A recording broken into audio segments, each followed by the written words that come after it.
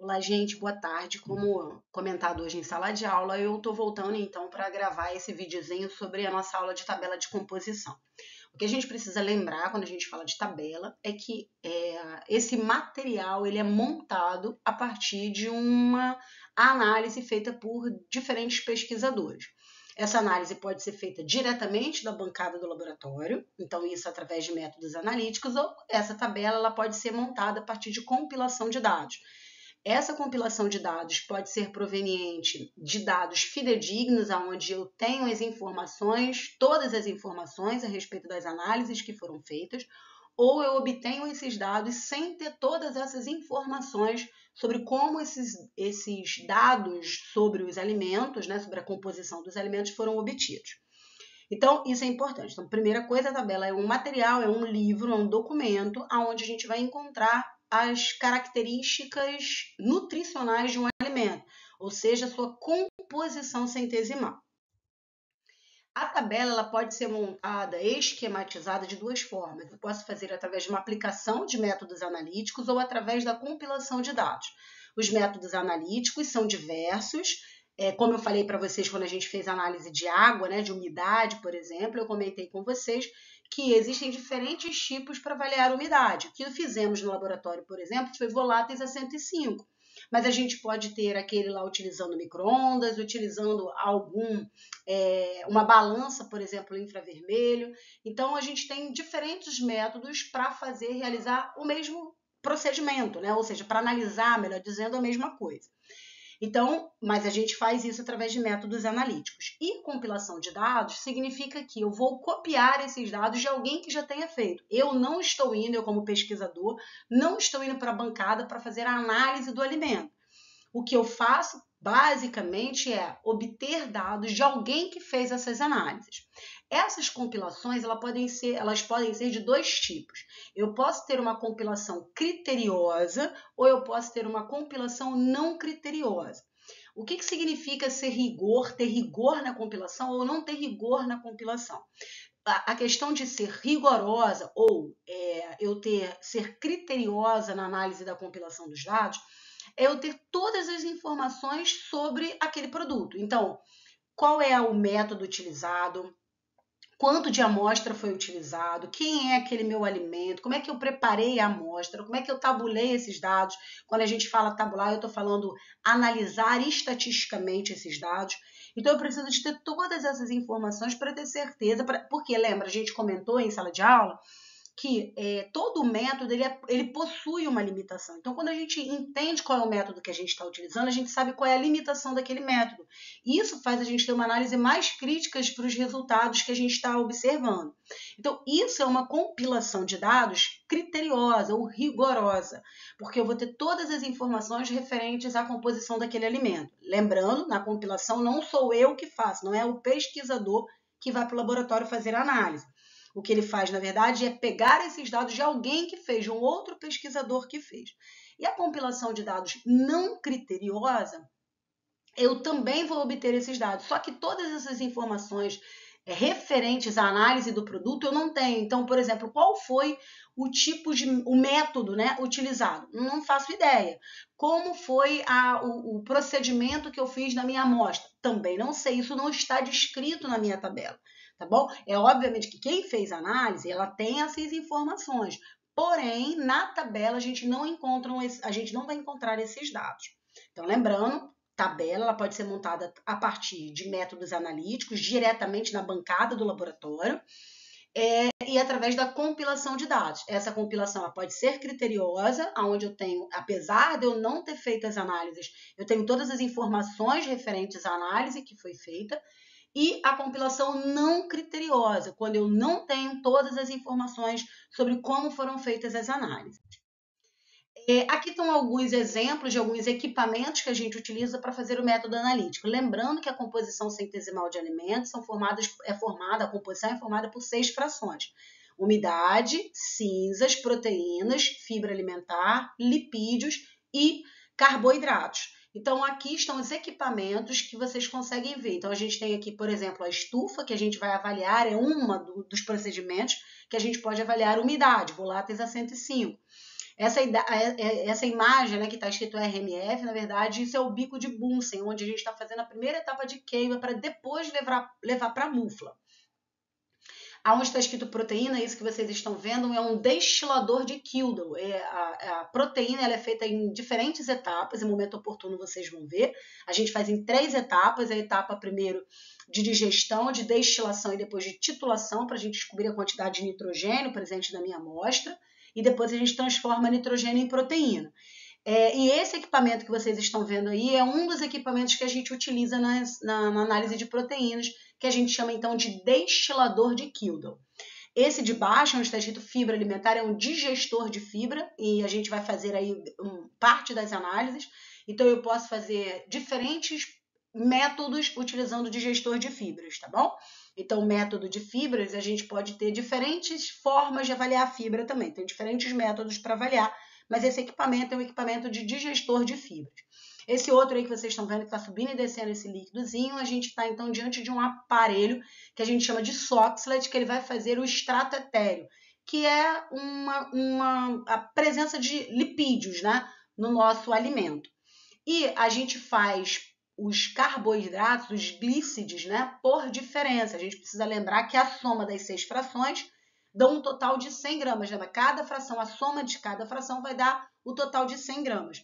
E aí, quando eu tenho a quantidade de umidade, RMF, proteína, fibra e lipídio, eu somo todas essas frações e subtraio de 100. Esse valor encontrado é exatamente o valor de glícides, de glicídios. Por isso que está escrito aí MIFEX ou por diferença. E essa é a forma que a gente mais faz glícides, tá bom? Patrícia, mas eu posso fazer, além dessas análises, outras análises complementares? Sem problema nenhum. A gente pode fazer ainda, dentro do que a gente está considerando, né, como métodos analíticos, aquele que a gente vai para a bancada e faz todas as análises, além daquelas 6 frações básicas que eu acabei de mostrar, a gente também pode fazer análises complementares. Como o próprio nome está dizendo, ela vai complementar a análise da composição centesimal.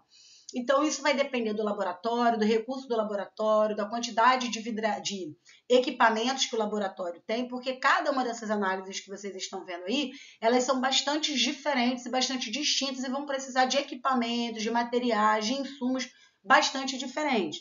Por exemplo, a análise de vitamina, o perfil de ácido graxo, o perfil de aminoácidos, são análises difíceis de serem feitas. Dão muito trabalho, precisa de gente treinada, de equipamentos específicos.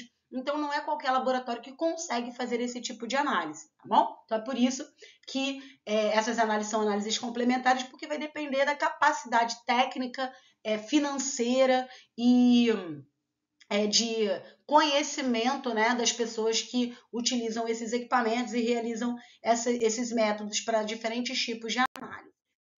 Aqui, diferente dos métodos analíticos, como nós acabamos de falar, aqui vocês estão diante da compilação de dados. Então, como eu falei para vocês, alguém vai para o laboratório, faz essas análises, e a partir dessas análises, então, eu compilo isso numa tabela, num livro, tudo bem, gente? Esse livro ele pode ser digital ou ele pode ser físico, tanto faz. Então, a gente tem tabelas, por exemplo, da TBCA, que a gente encontra diretamente na internet. Mas a gente também tem tabelas que são tabelas físicas, como, por exemplo, a tabela do Guilherme Franco. Tá bom? Então, está no material compilado, no papel, impresso, tudo bonitinho. Então, vai depender de qual tipo de tabela que a gente vai ter. Tanto a tabela de compilação quanto de métodos analíticos podem ser da mesma forma. Então, a gente pode encontrar na forma digitalizada, a gente pode encontrar na forma em Excel, como a gente encontra, por exemplo, na Taco, e a gente pode encontrar ela na forma física, por exemplo, como a gente encontra na Sônia Tucunduva. Então, tanto faz. Mas lembrando aqui que nesse caso da compilação de dados, lembra, eu como pesquisadora não vou para o laboratório fazer essas análises. Eu pego essas análises que outros pesquisadores fizeram, compilo, ou seja, coloco tudo num único documento e publico esse documento. Aqui só são algumas definições, né, de exatamente do que eu estava falando, dos métodos analíticos e das compilações de dados. A gente costuma dizer que os métodos analíticos, o método analítico é a forma ideal, porque eu analiso cada alimento, e aí eu vou ter os dados, né, do perfil nutricional de cada nutriente presente naquele alimento. Porque eu fui para o laboratório, eu controlei todas ou grande parte dos interferentes, então isso é importante por causa disso. Na compilação de dados, se ele não for de forma criteriosa, eu não tenho como ter todas essas informações, tá bom? Então, por isso que a gente diz que o ideal é o método analítico. Mas, Patrícia, eu não posso utilizar um produto que tenha uma tabela que tenha sido utilizada pela compilação de dados? Pode sim, tá, gente? Sem problema nenhum. A gente pode utilizar isso sem nenhum tipo de problema. Acessibilidade dos dados. Como é que a gente faz isso, então? A gente precisa lembrar que a tabela ela tem um objetivo. O objetivo da tabela é fornecer a informação sobre aquele alimento. É isso que ela quer. Ela quer dizer quanto de nutrientes tem naquele alimento, porque a partir daí eu consigo dizer se o meu alimento é fonte ou não.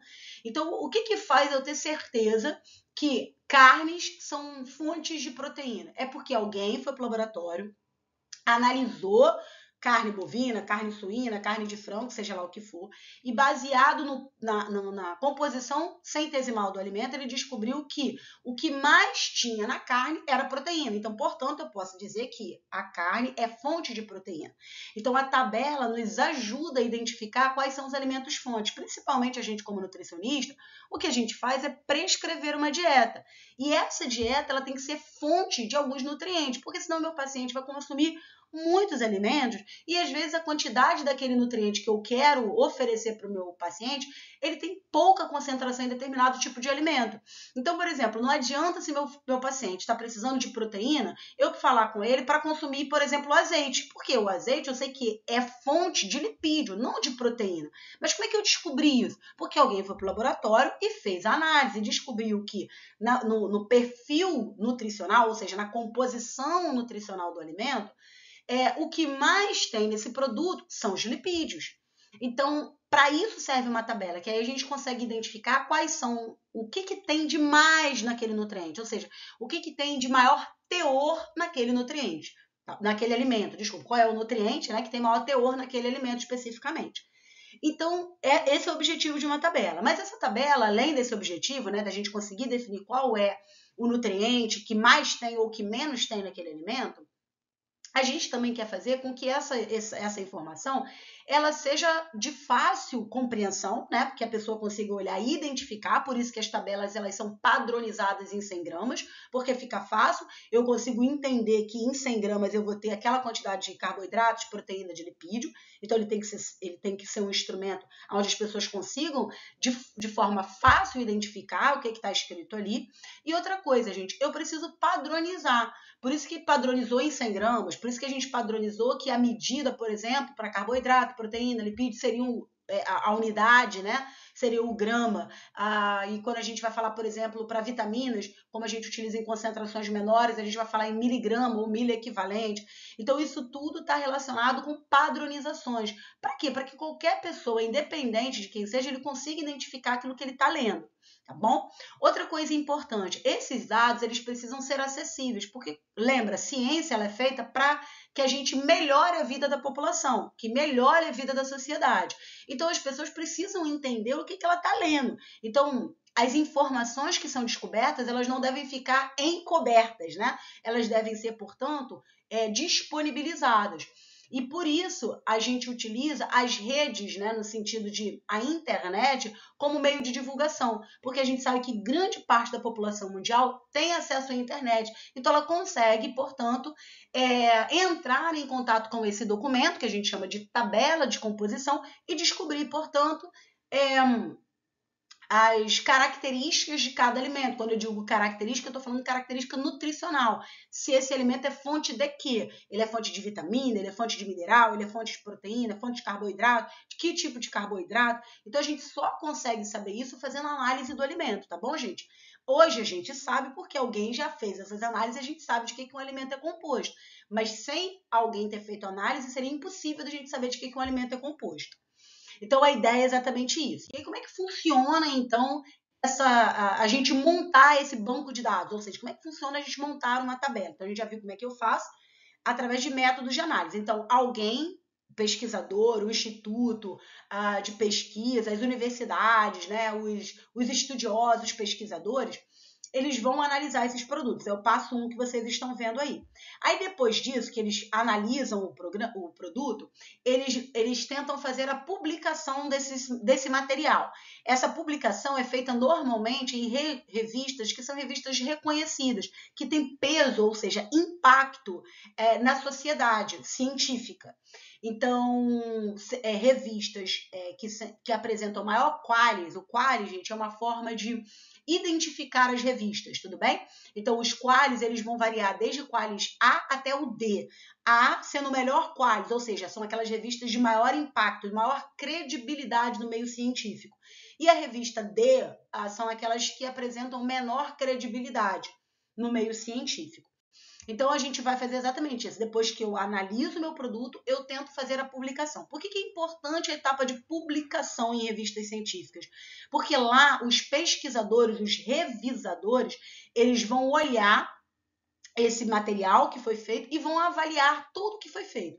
Qual foi a amostra, qual foi o tipo de amostragem, como é que eu fiz o preparo da amostra, como é que eu analisei esse produto, qual foi o método que eu utilizei, qual foi a estatística que eu utilizei, se essa estatística tem relevância ou não tem. Então, tudo isso é avaliado. Se o trabalho for bom, ou seja, se o método utilizado for adequado, tudo isso, esse material, então, ele é publicado numa revista científica. E aí, portanto, o acesso está aberto para todo mundo. Só que a gente sabe que o acesso, às vezes, em algumas revistas, para a gente ler alguns artigos científicos, vocês já devem ter visto isso, que a gente precisa comprar o artigo. E, normalmente, esse artigo, né, para comprar, ou ele é em dólar ou ele é em euro.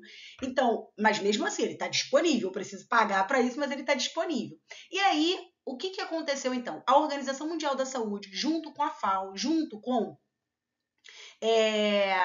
a Universidade das Nações Unidas, eles vão fazer o que, então, gente?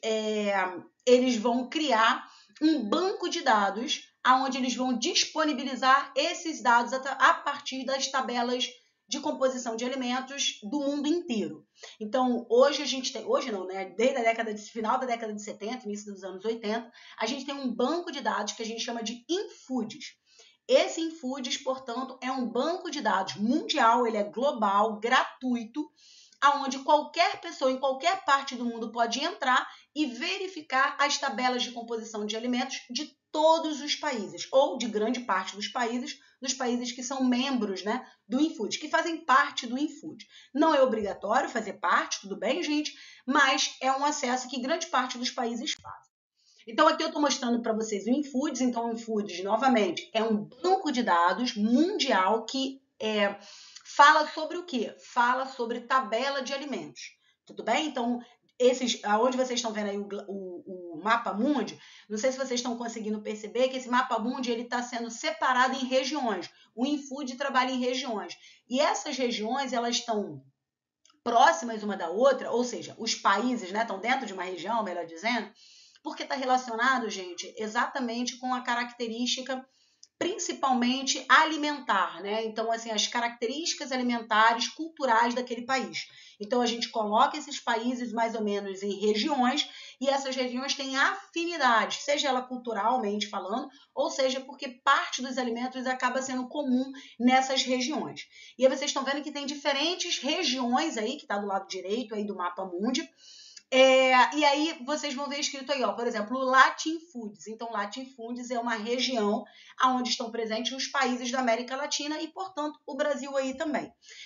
Na parte inferior do material de vocês tem um link que cai direto lá no Infood. Eu sugiro, tudo bem, gente, que vocês entrem aí e no site, gravem esse site lá no favorito de vocês. Favoritem o Infood, que em momento oportuno vocês vão precisar utilizar isso, tudo bom? Seja na disciplina de composição ou seja em qualquer outra disciplina um pouco mais para frente. Porque o Infoods, ele é muito importante para a gente, porque ele tem um objetivo de estimular esse banco de dados, né? Para que diferentes países utilizem esses bancos de dados de alimentos. E, através do Infoods, a gente faz uma coordenação, onde a gente tem um grande objetivo. Gente, qual é o grande objetivo? Disponibilizar as informações sobre alimentos. Então, é muito importante o Infoods, porque ele não só vai liberar ou comercializar, não, né? Disponibilizar as tabelas de diferentes partes do mundo, mas ele também vai padronizar como a gente vai fazer essas análises, porque é importante que aconteça uma padronização, porque senão cada um ia fazer uma análise de alimentos, né, utilizar um método que seria diferente, então os resultados seriam bastante diversos. Então é importante o InFoods por conta disso, não só para a liberação do material, né, para o mundo inteiro, mas também para padronização de quais são os métodos analíticos, como é que a gente vai representar ou apresentar esses dados obtidos a partir das análises. Então, só lembrando, o InFoods, então, é um banco de dados mundial formado pela FAO, junto com a Organização Mundial da Saúde, junto com a Universidade das Nações Unidas, lá no final dos anos 80. Isso está disponível, é de forma gratuita, e ele é separado por regiões no mundo. São diferentes regiões, cada região tem um determinado grupo de países. Então, o InFoods tem o objetivo de uniformizar, né, harmonizar as informações para que todo mundo, independente de onde ele esteja no globo terrestre, ele seja capaz de identificar esses dados que estão sendo, portanto, disponibilizados. É importante também o InFoods traça diretrizes e os métodos analíticos que serão utilizados. Por que ele faz isso? Como eu falei para vocês, se eu não faço, eu tenho um problema de que cada pesquisador ou cada laboratório ou cada instituto de pesquisa iria utilizar uma metodologia diferente. Para aquelas análises que eu comentei para vocês que são complementares, eu posso até utilizar diferentes tipos de metodologias, não tem problema. Agora, as análises que fazem parte da composição centesimal dos alimentos, lembra? Carboidrato, proteína, lipídio, umidade, RMF ou cinzas e fibra alimentar, eu preciso definir qual é o método utilizado, porque senão cada laboratório no mundo inteiro pode fazer diferentes tipos de análise, mas a gente sabe que os métodos de análise eles trazem consigo limitações, então é importante que a gente detecte essas limitações. E outra característica também do InFoods, dentro ainda dessa questão de traçar diretrizes, é a gente analisar quais são as prioridades. Quando a gente fala na definição dessas prioridades de análise, gente, é porque a gente precisa lembrar que a gente tem muitos alimentos no mundo, mas nem todo mundo consome todos os alimentos. Então é importante a gente dar maior importância aos alimentos que são mais consumidos. Porque eu posso ter um alimento que é consumido, por exemplo, mais especificamente por uma tribo indígena ou por um quilombola, vamos pensar aqui no Brasil. Mas isso não é consumido pela população inteira e nem mundial. Então não faz muito sentido eu gastar recursos e tal. Não é que não faça sentido, tá, gente? Mas é assim, o investimento, eu preciso... para fazer análise de alimentos não é barato, demanda investimento e demanda tempo. Então eu tenho que fazer uma escolha adequada na hora de escolher qual é o alimento que eu vou fazer a composição centesimal dele, porque é custo não só de recurso financeiro, mas também de tempo. Então é importante a gente ter essa prioridade. O que eu vou analisar? Quais são as frações que eu vou analisar? Quais são os alimentos que eu vou analisar? Outra coisa importante é a gente definir os tag names. Os tag names, gente, é uma forma de identificação. Na verdade, o tag name é uma identificação, é uma forma que eu identifico aquele nutriente que eu estou avaliando. Então, por exemplo, água, a gente chama água no Brasil de água, obviamente, H2O. Mas como é que é água, por exemplo, na China? Como é que é água, por exemplo, lá na Rússia? Então, eu preciso criar uma forma de identificação. A gente chama isso de tag names. São identificações para que em qualquer parte do mundo, independente da língua que a pessoa fale, quando eu olho a tabela de composição de alimentos, por exemplo, lá do Chile, eu consigo identificar que aquilo que está lá na tabela é água. E aí a gente chama isso de tag names, que são esses identificadores, tá bom? Então, isso é muito importante. Patrícia, quem são esses tag names? São esses que vocês estão vendo aí, ó. Os chamados de identificadores são esses tag names. Ou seja, a gente acaba utilizando o inglês para isso, que acaba sendo uma língua universal, né? Então, a gente tem, olha ali, ó, o que vocês estão vendo. São os nutrientes, ó, a composição centesimal, tá vendo? A umidade, lipídio, proteína, fibra, carboidrato. Aqui, né, dentro do nosso, aqui só tá faltando, de fato, o RMF ou as cinzas. E a energia. Ó, como eu falei para vocês, lembra que vocês calcularam energia, valor energético em quilocaloria e quilojoule? Lembra que eu comentei com vocês que, em algumas partes do mundo, o mais utilizado é o quilojoule em detrimento da quilocaloria? Então, é isso aí que eu estou mostrando para vocês. A energia, a unidade a ser apresentada, né, a unidade é o quilojoule, não a quilocaloria, tá? Não é que a gente não possa expressar em quilocaloria, mas o quilojoule é a recomendação, por exemplo, no InFoods. Então, olha só, quem seria o tag name de umidade, por exemplo? Water. Qual seria a de proteína, né? Então, cada um que vocês estão vendo aí é o identificador, é exatamente esse tag name que vai ser utilizado. Tá bom? Então, o tag name é essa codificação para que em qualquer parte do mundo eu consiga identificar esse alimento, tá bom? Então, isso é importante que vocês entendam quando a gente fale desse tag name. Então, só lembrando, fechando a ideia aqui, os InFoods, então, é essa rede de banco de dados mundial, global, onde eu tenho lá subdividida em regiões. As regiões, elas normalmente foram criadas por afinidade, seja afinidade cultural, alimentar, que a gente está querendo dizer. Ou seja, o que significa? Tanto culturalmente falando, né, mas como na cultural, no alimento também. Ou seja, eles acabam consumindo alimentos que sejam próximos. Igual aqui na América Latina, por exemplo. Então, a gente tem o consumo do milho, a gente tem o consumo do amaranto, a gente tem o consumo da quinoa. Então, esses produtos, eles têm uma característica comum na região latino-americana. E é por isso que esses países latino-americanos, eles foram criados numa região que a gente chama de Latin Foods. E o Brasil está inserido dentro do Latin Foods, e aí esse banco de dados nacional a gente chama de Brasil Foods. Então, o Brasil Foods está dentro do Latin Foods, que o Latin Foods está dentro do InFoods. Tudo bem? Dentro do Brasil Foods, gente, a gente tem 2 tabelas de composição de alimentos que estão presentes lá e que qualquer pessoa do mundo inteiro, quando clicar lá no Latin Foods, vai aparecer lá, Brasil. Quando clicar em Brasil, vai aparecer 2 tabelas, a TBCA e a TACO, tá bom? Então, só para vocês saberem. Patrícia, para que a gente continua fazendo tabela de composição de alimentos? Porque os alimentos vão, conforme a gente vai mudando a cultura, gente, esses alimentos também vão mudando. Então, o que se consome hoje não é a mesma coisa que se consumia 50 anos atrás. Provavelmente, há 50 anos atrás, no Brasil, a gente não tinha um consumo grande de soja. Era um produto que era mais utilizado para a fabricação ou do óleo ou então para ração de animal. Agora, não era para consumo humano. Hoje a gente sabe que soja faz parte de diferentes produtos, inclusive de bebida, não é isso? De vegetal que a gente tem lá, bebida de soja, ou extrato de soja. Então, só para vocês terem uma ideia. Então, se a gente pega, por exemplo, uma tabela lá dos anos 50, dificilmente a gente ia achar lá proteína texturizada de soja. Então, a gente não ia conseguir encontrar isso. Agora, se a gente for olhar hoje as tabelas lá do final dos anos 80, dos anos 90 para cá, a gente já vai encontrar esse tipo de alimento. Por quê? Porque a gente foi inserindo isso na nossa dieta com o tempo. Então, a importância da revisão e da manutenção do banco de dados é porque novos alimentos vão sendo inseridos na dieta da população. Além de novos alimentos, a gente também tem a indústria de alimentos que vai fabricando novos produtos que antes não tinham.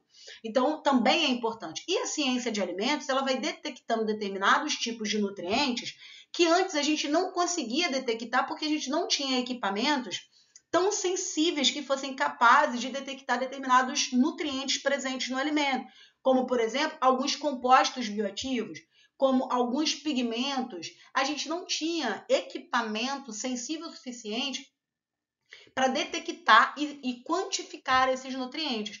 Hoje a gente já tem. Então, a tabela de composição ela precisa ser sempre atualizada, porque a gente tem demandas diferentes hoje, tá bom? Além de produtos que são produzidos na indústria de alimentos, que há 30 anos atrás não tinha também. A gente precisa analisar esses produtos para saber qual é a qualidade nutricional desses produtos. Então, o que eu quero dizer com isso? A tabela, gente, dificilmente ela vai chegar a um fim. Toda vez que eu tiver um produto novo, toda vez que eu tiver uma modificação genética no alimento, a característica nutricional do alimento pode ter alterado. E aí, então, eu tenho que fazer análise do alimento para descobrir a qualidade nutricional daquele alimento. Outra coisa, tem muitos produtos, por exemplo, a gente falando no Brasil, o Brasil tem uma biodiversidade muito grande. Então, pode ser que eu encontre um produto novo lá no interior da Amazônia, lá no interior do Pantanal, que nunca foi catalogado. E a gente vai fazer a análise desse produto e aí, portanto, esse produto vai ter que estar numa tabela de composição de alimentos, tá bom? Então, o que eu estou querendo dizer? Que dificilmente a gente vai ter a exaustão de uma tabela. Sempre a gente vai ter a atualização de tabela. Agora, as tabelas, elas apresentam muitas limitações. Por que apresentam muitas limitações? Porque a gente não tem equipamentos ainda que sejam sensíveis o suficiente para detectar todos os nutrientes. A gente não tem gente capacitada para fazer isso. Outra coisa, a gente tem uma variabilidade genética e ambiental. Se vocês entrarem, por exemplo, no site da Embrapa, vocês vão ver que no site da Embrapa, a Embrapa faz muita variação genética, modificação, que é diferente de organismo geneticamente modificado, tá bom, gente? Organismo geneticamente modificado não é a mesma coisa que eu fazer uma variabilidade, né? Então, assim, fazer, por exemplo, um hibridismo entre uma espécie e outra, melhoramento entre cruzar espécies diferentes, esperando eu ter uma espécie mais resistente, por exemplo, à praga, ou então que apresente perfis melhores nutricionais. Então, toda vez que a gente faz isso, eu vou ter que fazer uma nova análise do meu alimento, tá bom? Então, essas são limitações, porque a gente tem muitos produtos, às vezes, que estão sendo produzidos por modificação, mas que a gente não conseguiu fazer análise ainda. Outra coisa, cuidado com isso. Quando a gente fala que um alimento ele é fonte dele, não significa que tudo aquilo que está lá eu vou absorver. A gente comentou isso na aula de minerais, porque tem uma coisa que a gente chama de biodisponibilidade. Então, um alimento, para que eu consiga absorver, ele tem que estar biodisponível. Então, às vezes, um alimento ele tem grande teor, por exemplo, de cálcio. Só que esse cálcio está na forma de oxalato de cálcio. A gente já viu que o oxalato ou o ácido oxálico, ele é um agente quelante negativo, lembra? Ele se liga ao mineral, por exemplo, pode se ligar ao cálcio, e dificultar o processo de absorção, tornando, portanto, esse alimento com uma biodisponibilidade mais baixa. Então, a gente também precisa analisar isso, porque não adianta o alimento ser apenas fonte, eu preciso descobrir se, mesmo ele sendo fonte, ele é capaz de ter uma biodisponibilidade, tá bom? Então, isso também é importante quando a gente fala. Então, a gente tem muitos desafios quando a gente fala na elaboração de tabelas, porque hoje, quando a gente pensa em tabela, a gente sabe que o custo ainda é muito alto. O ideal é que a gente tenha um custo mais baixo. A gente sabe que a gente tem umas demandas hoje na tabela. Quando a gente fala de tabela, mais importante, por exemplo, do que descobrir apenas quanto de carboidrato tem no meu alimento, é descobrir o índice glicêmico do meu alimento, que a gente sabe que isso tem um impacto muito maior lá na insulina, né, na liberação de insulina do meu paciente e, portanto, na síndrome metabólica, no diabetes e qualquer coisa desse tipo. Então, não adianta simplesmente descobrir quanto de carboidrato tem no meu alimento, mas qual é o índice glicêmico desse alimento? Outra coisa que eu acabei de falar, né, a questão da biodisponibilidade. Será que, mesmo ele sendo fonte de cálcio, ferro, zinco, esses minerais ou essas vitaminas, né, vitamina A, vitamina D, elas estão biodisponíveis? Então, isso também é um desafio quando a gente fala de tabela de alimentos. E são poucas essas tabelas que apresentam alguns desses dados, tá bom, gente? Então, é importante que a gente pense nisso. Agora, o que eu vou começar a apresentar para vocês? Alguns tipos de tabelas. De novo, igual quando eu falei para vocês lá na nossa primeira aula, quando a gente falou dos sistemas de orientação, lembra lá? Do prato saudável, quando a gente falou das pirâmides de alimento. Eu falei para vocês, gente, eu vou mostrar os diferentes sistemas de alimentação e vocês vão escolher, vocês vão ter que ter análise crítica para verificar o que tem de positivo e negativo e a partir daí fazer a escolha de vocês. Aqui é a mesma coisa. O que eu vou estar apresentando aqui são diferentes tabelas. Não tem só essas, tá bom, gente? Eu peguei as que são mais comuns, que a gente mais utiliza, ou que a gente mais ouve falar em nutrição, e estou apresentando para vocês. E vou apresentar o que tem de positivo e o que tem de negativo. Quem vai fazer a escolha de tabela são vocês, não sou eu. Então, vamos lá. A ideia aqui é o seguinte. Tabela de composição do Guilherme Franco, que é essa que vocês estão vendo aí. Qual é a ideia da tabela do Guilherme Franco? A tabela do Guilherme Franco, ela foi reeditada várias vezes, tudo bem, gente? Mas a tabela, propriamente dito, não foi modificada, ela não passou por atualização. Ou seja, os dados que são referentes à composição centesimal do alimento não foi modificado nessa tabela desde os anos 50. O que a gente tem, ela foi reeditada, ou seja, para quem nunca viu a tabela de composição, depois entrem lá na biblioteca virtual da Veiga e procurem, joguem lá, Guilherme Franco, que vocês vão ver. Ela tem muitas informações falando sobre vitamina, mineral, falando um pouquinho sobre fisiologia, mas a tabela propriamente dito, ela não foi atualizada. Bom? Então, é uma tabela de uma compilação não criteriosa. Eu compilo os dados nacionais e internacionais, tudo bem? Foram compilados, mas lembra, qual foi o método utilizado para proteína, o método utilizado para umidade? Eu não tenho essas informações na tabela do Guilherme Franco. Então, a gente não tem essa descrição de como esses dados foram obtidos. Ela só foi lá, né, o autor, ele foi lá, ele copiou esses dados de tabelas internacionais e de tabelas nacionais, mas não utilizou, ele não foi para a bancada fazer, tá bom, gente? Outra tabela importante que a gente tem, e também é bastante antiga, lá da década de 70, é a tabela do IBGE. A tabela do IBGE, ela nasce, gente, a partir do IBGE fazendo pesquisa para descobrir quanto que as famílias gastavam no Brasil, né, lá na década de 70, com alimentação. Então, a tabela ela surge daí. E qual foi a característica dessa tabela? Lembrem-se que o IBGE não tem o objetivo de fazer composição de alimentos, né? O Instituto Brasileiro de Geografia e Estatística tem outra característica, né? Avaliar outros parâmetros que não tem nada a ver com composição de alimentos. Mas por que surgiu essa tabela? Porque quando eles foram descobrir com o que a população brasileira gastava dinheiro, ou seja, a despesa familiar e a alimentação faz parte disso, eles foram verificando o que a população consumia. Arroz, feijão, frango. E eles fizeram lá um levantamento e depois eles foram em outras tabelas compilando esses dados, tá bom? Eles foram, por exemplo, lá no Guilherme Franco, nos dados nacionais e internacionais, compilando esses dados. A diferença daqui para o Guilherme Franco é que eles vão padronizar algumas coisas na tabela. Então, por exemplo, padroniza o nome científico de determinados vegetais. Porque, lembra, arroz é arroz aqui no Brasil. Mas como é que é arroz em outro país? Como é que a gente chama, né, arroz em outro país? E aí, se eu dou um nome científico, o nome científico é comum em qualquer lugar do mundo. Então, a gente observa isso na tabela do IBGE. Esse linkzinho vai cair direto na tabela do IBGE para vocês, tá bom, gente? Então, a gente tem... Outra coisa, a tabela do IBGE, a gente tem dados atualizados, tudo bem? Então, porque quando a gente faz esse cálculo de despesas familiares, o IBGE, né, na verdade, quando ele faz, ele vai calculando, de novo, como a gente já falou, a alimentação da população vai mudando, a sociedade vai mudando conforme os anos vai passando.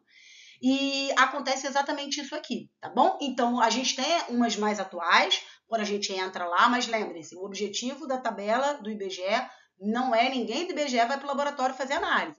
Ela vai só descobrir o que a população brasileira consome e depois ele vai nessas outras tabelas pegando esses dados. Tá bom? Então, essa é a grande diferença aqui. Eu queria destacar uma coisa para vocês. Tá escrito aqui assim, ó, fibra bruta. A gente vai ter uma aula só sobre fibra ainda, mas eu queria já destacar uma coisa para vocês. As fibras alimentares, elas são compostas de frações que a gente chama de frações solúveis e frações insolúveis. A fibra solúvel, ela é composta de 3 frações, que a gente vai chamar de substâncias pêcticas, ou pectina, que é a mais famosa. A gente vai ainda ter a hemicelulose tipo A e as gomas e mucilagens. Então, essas são as fibras que representam as fibras solúveis. A gente tem a outra fração, né, dentro das fibras alimentares, que a gente chama de fibra insolúvel. A fibra insolúvel ela é composta de 3 frações: celulose, hemicelulose tipo B e linina. Então, a fibra bruta é uma técnica, é um método de análise onde a gente vai avaliar a fibra presente no alimento. Mas qual é o problema? Assim como eu falei que a umidade tinha diferentes métodos para avaliar o teor de água presente no alimento, fibra também. A gente tem diferentes métodos para avaliar a fibra em alimento. E um dos métodos, o método mais clássico e mais antigo, esse que está escrito aí no material de vocês, fibra bruta.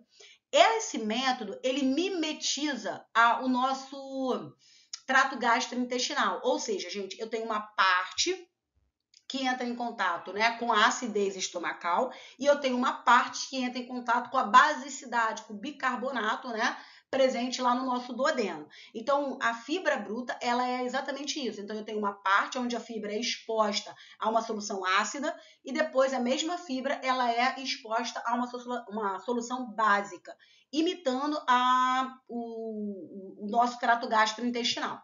E na questão da fibra bruta, o que acontece, gente? No final da análise, eu perdi 100% da fibra solúvel. Então, a fibra bruta não tem fibra solúvel, porque a fibra solúvel inteira foi perdida. Foi perdida. E da fibra insolúvel, a fração hemicelulose tipo B foi perdida. Quase 90% da fibra linina, né, da fração, desculpa, linina, também é perdida e em torno de 50% da celulose é mantida. Então, o que significa dizer? Que quando a gente avalia a fibra bruta, basicamente o que a gente está avaliando é fibra insolúvel, uma vez que eu perco toda a fibra solúvel. E dentro da fibra insolúvel, parte da fibra insolúvel é que é avaliada, apenas a fração celulose e parte da fração linina, tá bom? Então, só para vocês entenderem a questão aí do que é fibra bruta. Então, isso é importante aqui. Uma outra tabela que a gente usa bastante é a tabela da Sônia Philip Tokunduva, que é a mesma que a gente falou lá das pirâmides, tá bom? É a mesma altura. A Sônia, gente, ela tem um programa, que é esse Virtual Nutri aí, que tem um link para vocês visitarem. É um programa, tudo bem? Que a Sônia criou para ajudar os nutricionistas na prescrição dietoterápica. Então, na prescrição, a gente faz um plano alimentar para o paciente. Às vezes, a gente precisa fazer um plano alimentar de um mês. E aí, esses programas, né, ajudam muito nesse processo. Mas eu preciso ter um banco de dados de alimentos para fazer isso. Porque eu calculo a dieta do paciente e depois eu tenho que calcular quanto que o paciente vai consumir ao longo do dia, baseado no quanto que esse paciente tem que consumir ao longo de 24 horas. E aí eu vou determinar essas porções. Então, a Sônia fez esse programa, que ela chama de Virtual Nutri, e esse programa, então, gente, tinham vários dados. Os dados obtidos nesse programa são dados compilados de outras tabelas. Taco, por exemplo, né, tem lá, tem também o Guilherme Franco, a Indef, rótulos de produtos internacionais, né, tabelas internacionais. Então, a Sônia fez tudo isso lá no programa dela. E aí, depois, o que ela fez, então? Como ela já tinha todos esses dados compilados lá no programa, ela trouxe isso para um livro, que aí é essa tabela que vocês estão vendo aí. Então, ela pegou esses dados todos que estão lá no programa dela, né, lá na forma digital, e o que ela fez, então, gente? Compilou isso num livro, que é esse livro que vocês estão vendo, que a gente chama de tabela de composição de alimentos, tá bom? Esse livro vocês também encontram, essa tabela vocês também encontram na biblioteca virtual de vocês. Então, não esqueça de entrar lá e dar uma pesquisada para vocês verem como é que isso funciona. Então, a tabela de composição da Sônia é isso. É uma compilação, tudo bem, gente? Não criteriosa, porque ela vai pegando dados de vários lugares. Ela pega, por exemplo, criteriosa, porque ela vai pegar da TBCA, mas ela também vai pegar dados de outros lugares que não tem nenhum critério, nenhum rigor na obtenção desses dados. Então, isso é importante que vocês lembrem. Uma outra tabela que a gente utiliza bastante é a tabela de medida caseira. É uma tabela interessante, tá bom, gente? Não é ruim a tabela, porque essa tabela, lembra, tabela de composição é sempre em 100 gramas, mas essa tabela, além de apresentar os dados em 100 gramas, ela também apresenta os dados em porção. Então, é legal por conta disso. Eu acho que, se eu não me engano, vocês também têm esse material na biblioteca virtual de vocês. Vale a pena dar uma olhadinha para vocês conseguirem entender o que eu estou falando de forma melhor, né? Então, a tabela de medida caseira é uma tabela interessante para a gente utilizar em determinados momentos. Porque, por exemplo, lá vem escrito em 100 gramas, sempre vai estar em 100 gramas do produto. Mas também vem escrito assim, um copo de café, uma xícara, um copo de leite, uma xícara de café, uma colher de sopa, uma colher de sobremesa. Então, a gente já tem a medida caseira, aquela quantidade daquele alimento que eu quero, na medida caseira. Então, é importante por conta disso. Gente, aqui também é a compilação de dados, ninguém foi para o laboratório fazer análise desses produtos e essa compilação é não criteriosa, ou seja, gente, a gente não tem identificação nenhuma de como foram feitas essas análises, quais foram os métodos, como é que foi o tratamento da amostra, a gente não tem absolutamente nada sobre esse produto, tá bom? Então, só para vocês lembrarem. E essa compilação é proveniente de várias outras tabelas. Olha ali, ó, a tabela do Departamento de Agricultura dos Estados Unidos, aquela do IBGE, como eu falei, rótulo de produtos. Se vocês entrarem, vocês vão ver assim, por exemplo, bolo, pão com não sei o quê. Ela dá, inclusive, a marca do produto, porque para deixar bem claro que retirou esse produto, essa informação do rótulo do alimento, tá bom? Então, é importante a gente ter essas informações. Uma outra tabela muito legal que a gente tem é a tabela regional. Essa tabela, o link está aí para que vocês possam ver, ela é em PDF, é gratuita, é do Ministério da Saúde e é uma tabela que ela é, como o próprio nome está falando, regional. Então, ela é separada na região Norte, Nordeste, Sul, Sudeste e Centro-Oeste. E aí, os vegetais e as frutas, né, características de cada uma dessas regiões, vão estar separadas aí. É um material, gente, muito, muito interessante, muito legal, que vale a pena vocês olharem, que vale a pena vocês, pelo menos, passarem o olho para ver como é que é, porque tem muitos produtos que a gente desconhece, porque são específicos de determinadas regiões. É uma compilação e uma compilação não criteriosa. É uma compilação feita tanto de tabelas que eu já comentei para vocês, por exemplo, a da Philip aí é a da Sônia, tudo bem? Da Tucunduva, a Endef é a do IBGE e o INPA é um instituto da Amazônia de pesquisa. E nesse caso, do instituto de pesquisa, foram feitas análises na bancada. Então, o pessoal lá do Instituto de Pesquisa da Amazônia foi para a bancada, fez e os resultados estão lá. Mas eu também tenho eu também tenho a compilação, por exemplo, lá do IBGE, só para que vocês tenham uma ideia, tá bom? Então, aqui, e da Embrapa também, esse Luengo é uma publicação que foi feita pela Embrapa. Então, a gente tem várias tabelas que são tabelas bastante interessantes, que vale a pena vocês darem uma olhadinha, tá bom, gente? Outra tabela muito legal, essa tabela é a tabela da UF, aqui da minha terra, da Universidade Federal Fluminense, aqui de Niterói. Essa tabela, gente, é uma tabela bastante interessante porque ela é feita a partir de método analítico, ou seja, laboratórios. Pesquisadores foram para o laboratório, botaram lá a barriguinha lá na bancada e fizeram análise por análise. A gente tem essa tabela, né? Ela tem 144 alimentos, ela não foi atualizada desde 2004, a última atualização aconteceu em 2004 e depois disso a gente não teve mais, então, ou seja, o número máximo de alimentos que a gente tem lá são 144 e é uma tabela que envolve muito mais produtos de origem vegetal. Então, a gente vai encontrar leguminosas, a gente vai encontrar frutas, hortaliças, então aqui a análise é diferente. Lembra quando eu estava falando lá da tabela do IBGE, que eu comentei para vocês que lá a fibra foi feita de forma de fibra bruta, lembra disso? Que basicamente o que a gente tinha era análise de fibra insolúvel e apenas a fração celulose e parte da fração lignina. Aqui na tabela da UF já foi feita outro tipo de método analítico para avaliar a fibra. É o que a gente chama de método detergente, neutro ou ácido, que aí a gente vai avaliar a fibra insolúvel e a fibra solúvel. Então, é um outro método analítico que também tem uma limitação, que quando estiver lá em fibra eu vou falar para vocês, mas o método analítico é diferente. E o que é importante disso, gente? É porque, lembra, lá na fibra bruta, a gente perdia toda a fração da fibra solúvel. Aqui não, parte da fibra é mantida. Eu perco uma parte da fibra, mas parte da fibra é mantida. Tá bom? Então, eu tenho um percentual maior de fibra, né, que estava de fato no produto original, porque parte é de fato analisada. É um material bastante legal, tá bom, gente? Ele especifica qual foi o método utilizado, qual foi o N amostral, é bastante legal, tá? Então, é uma tabela que vale a pena ter, bem baratinha, tá bom? Ele é bem fininho, mas bem baratinha, bastante interessante.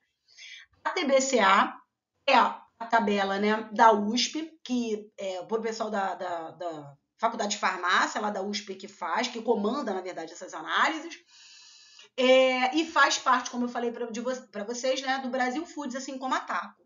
Essa tabela, gente, o legal dessa tabela é que ela é sempre atualizada, porque parte das análises são feitas pelo pessoal da ciência da Faculdade de Farmácia, da USP, mas ela também pode obter os dados baseado de análises de outros pesquisadores no Brasil inteiro. Então, se o pesquisador fez e quer disponibilizar esses dados com a TBCA aceita. Obviamente que a TBCA simplesmente vai estabelecer alguns critérios para receber esses dados, tá bom? Que eu vou mostrar já já para vocês. Então, quando o dado não é feito pela universidade, né, pela USP, esses dados são compilados, mas de forma criteriosa. Mas também pode ter uma compilação não criteriosa, tudo bem, gente? Que são obtidos a partir de rótulos de alimentos, por exemplo. Então, a gente também tem isso, mas isso está bastante claro no material da TBCA. Então, a TBCA é bastante importante para a gente, é a primeira tabela, né, disponibilizada completamente na internet, então isso foi muito legal por conta disso. Ela é atualizada periodicamente, como eu falei para vocês, porque as análises continuam sendo feitas lá na Faculdade de Farmácia da USP, mas ela também pega dados que são produzidos no restante do Brasil inteiro, por diferentes pesquisadores, além dos dados provenientes de tabelas de alimentos, né? Quando um pesquisador quer fornecer os dados para a TBCA, ele pode sem problema nenhum.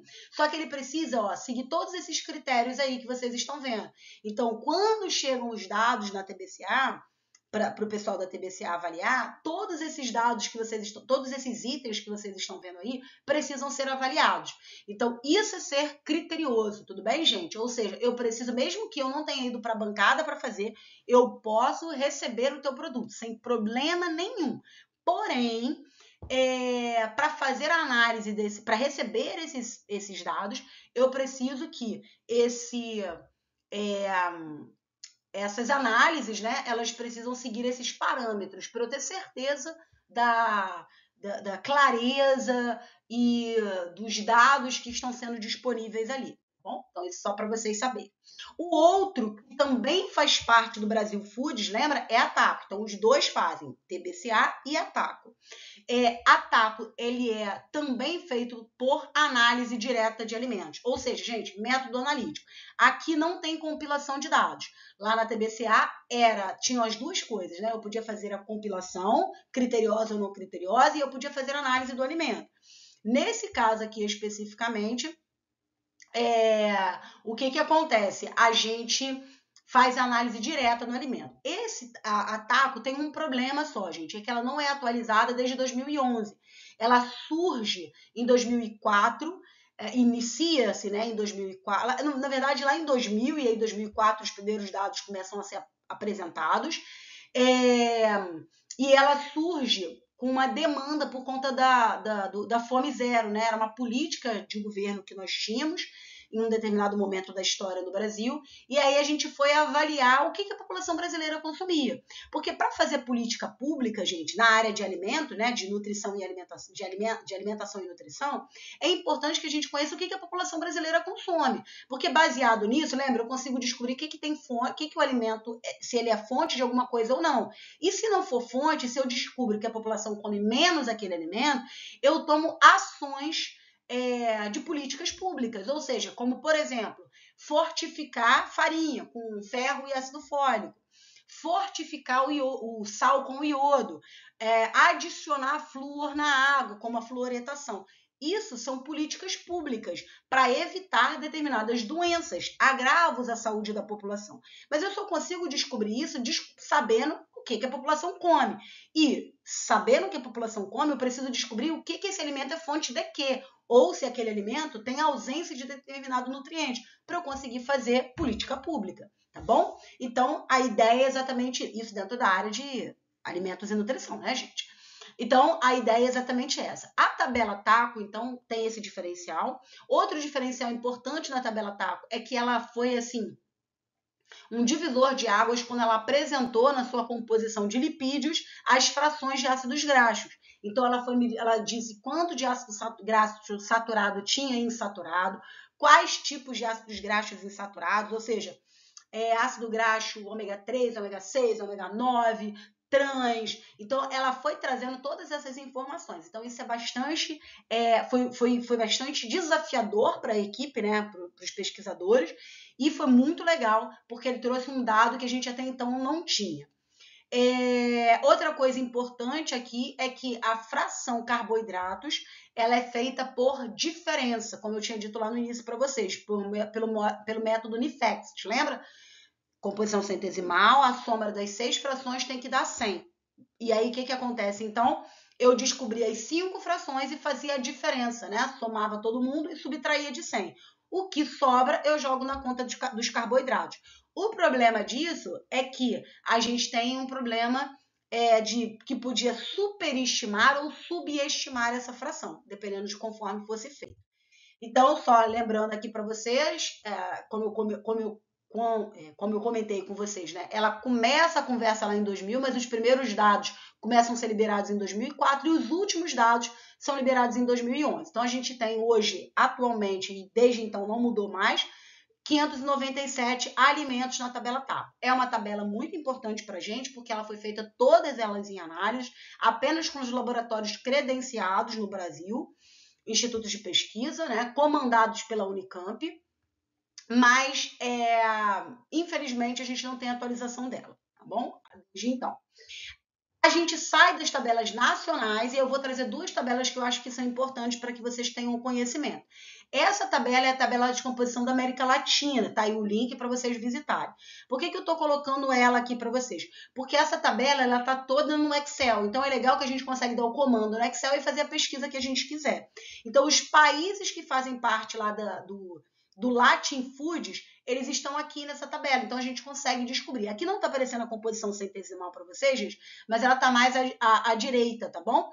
Então, mas aqui estão todas as informações, ó, vocês estão vendo ali, ó, quem é o país, qual é o alimento, então a gente tem todas essas informações referentes a cada produto. Então, é uma fonte, né, de pesquisa importante. Uma outra tabela que a gente utiliza bastante é a tabela do Departamento de Agricultura dos Estados Unidos.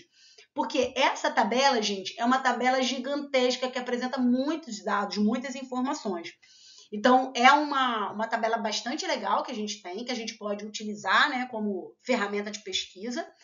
E é muito engraçado que quando vocês olharem, aqui está o link também para que vocês possam visitar e passear um pouquinho por ela, a hora que vocês coloquem, por exemplo, maçã, laranja, obviamente, né, em inglês, vocês vão ver que vai aparecer, sei lá, mais de 1000 produtos, porque tudo que tiver a presença de laranja como ingrediente vai aparecer por ali. Ou maçã, né, seja lá o produto que vocês colocarem aí para fazer pesquisa. Então, é bem legal por conta disso, tá? Então, é uma ferramenta de pesquisa bastante interessante. Saindo da tabela de composição centesimal, eu estou apresentando aqui para vocês uma tabela, mas que não é de composição centesimal, tá bom, gente? Ela é apenas uma tabela de carotenoides. Então, aqui, nesse caso, o que a gente tem é uma tabela apenas de carotenoides. Mas, Patrícia, por que você está trazendo uma tabela de carotenoides para a gente? Por quê? A gente sabe que a gente está num processo de envelhecimento da população brasileira e mundial. Então, conforme a população vai envelhecendo, a gente sabe que aumenta os riscos, né, de doença crônica não transmissível. A doença cardiovascular, câncer, infarto, AVC. Então, a gente sabe que a gente tem essas doenças são mais comuns. E a gente sabe que os carotenoides são importantes antioxidantes. Então, elas vão combater os radicais livres, que grande parte desses radicais livres contribuem para essas doenças crônicas não transmissíveis, como câncer ou doença cardiovascular. Então, por isso que eu trouxe essa aqui para vocês, que não é uma tabela de composição centesimal, mas é uma tabela apenas de carotenoides. Um dado importante dessa tabela, que vale a pena destacar aqui para vocês, é que essa tabela de carotenoides, ela foi obtida a partir de vários trabalhos científicos. Então, esses pesquisadores, o que é que eles fizeram? Eles foram pegando vários trabalhos, vários artigos que foram publicados por diferentes autores que tratavam sobre carotenoides em diferentes produtos, né, nacionais. E aí, o que eles fizeram? Compilaram isso tudo aqui e colocaram para gente. O legal é que tem as fontes, ou seja, tem os artigos de onde esses autores tiraram essas informações. Então, é um produto bem legal, tá bom, gente? Que vale a pena vocês terem, né? E colocarem aí no favorito de vocês para vocês utilizarem esses dados. Para concluir, o que é importante a gente lembrar aqui quando a gente fala de tabela de composição de alimentos? É lembrar que as tabelas, gente, eu sempre que vocês pensarem em tabela, vocês precisam lembrar que as tabelas elas vão dar valores aproximados, elas vão dar valores estimados. Nunca é o mesmo valor entre todas as tabelas. Ué, Patrícia, mas eu não estou avaliando maçã em todas elas? Sim. Só que, lembra, eu estou avaliando maçã, a maçã está vindo da onde? Qual é a região da maçã? Qual é o tipo de maçã? Qual foi a análise que eu fiz? Como é que eu fiz o tratamento da amostra? Qual foi o método que foi utilizado? tudo isso, gente, altera a característica nutricional do produto. Quer dizer, altera a característica nutricional, alteram os dados que vão ser obtidos a partir da análise do alimento, tá bom? Mas assim, os produtos, eles a análise, né? Os valores vão ser próximos. Eu não vou encontrar, por exemplo, o mesmo produto, por exemplo, maçã, que tem um teor de carboidrato de 50 e outro de 10. Isso não faz sentido, tá bom, gente? Mas eles vão estar próximos. Então, por exemplo, pode ter 50 e o outro ter 48, o outro ter 48,9, 49,1. Então, ou seja, os valores são aproximados, mas todos eles vão dar 50? Não, tá bom? Então, eu vou ter uma variação. Por isso que a gente fala que existe uma estimação. Tudo bem? Os valores vão ser estimados, ok? Então, esse é o conteúdo que eu queria falar com vocês, né, quando a gente fala de tabela. E aí só mostrar aqui uma coisa para vocês. Aqui tem 2 exercícios que eu preciso que vocês façam. Então, o primeiro exercício é um exercício, aqui estão as tabelas que vocês vão utilizar. Quando vocês clicarem aí, ó, abaixo da tabela 1 taco, vai abrir direto o link da tabela taco. E aí vocês vão jogar lá, laranja pera, vão procurar laranja pera. E aqui, gente, eu não defini a gramatura. Então, o que significa? Vocês vão trabalhar para 100 gramas do produto. Então, aqui é simplesmente vocês abrirem as tabelas e colocarem os valores aqui. Sim? Olha, eu peço que você calcule o valor energético, né, de 100 gramas da laranja individualmente. O que significa? Eu não quero que vocês copiem o valor que vai estar na tabela. A tabela vai sempre ter o valor em quilocaloria e quilojoule em algumas delas. Mas eu não quero que vocês copiem, eu quero que vocês calculem para relembrar. Lembra? 1 grama de proteína equivale a 4, liberam, né, 4 quilocalorias, fornecem 4 quilocalorias.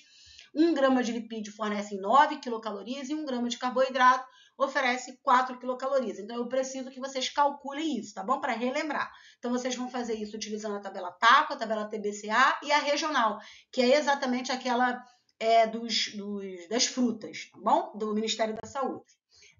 Aqui está o gabarito para vocês compararem, né, o valor de vocês. E outro, gente, que eu quero que vocês façam, agora utilizando apenas a TBCA, mas agora eu não quero que vocês façam para 100 gramas do produto. Eu quero que vocês façam utilizando 60 gramas desse produto aí, ó, que é a maçã. Eu dou todas as características, então vocês vão abrir a TBCA, vão encontrar esse produto. Lembrem-se que a maçã vai estar em 100 gramas.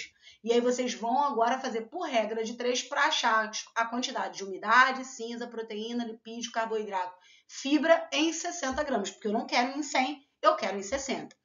Por favor, não deixem de fazer essa atividade, porque ela vai ser muito importante para a aula da semana que vem, que é a aula que a gente vai falar sobre tabela de informação nutricional. Então, eu preciso que vocês façam esses cálculos. Novamente, o resultado está aqui, tá bom, gente? Então, aqui tem todos os resultados, já o gabarito de vocês.